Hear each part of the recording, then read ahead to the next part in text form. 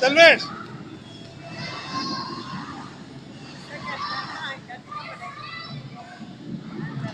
அவ்வளோ ஜாலியாக விளாட்றான்.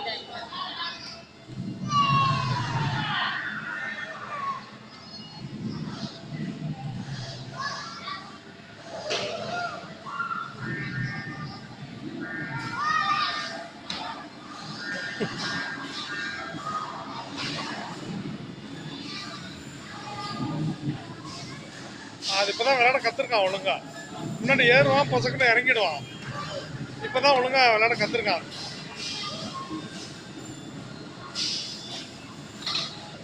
இது இன்னும் சரியா விளையாட வரல அவனுக்கு. முன்னாடி என்ன பண்ணுவான், இதுல ஏறுவான், டப்புக்கு டப்புக்குன்னு இறங்கிடுவான்.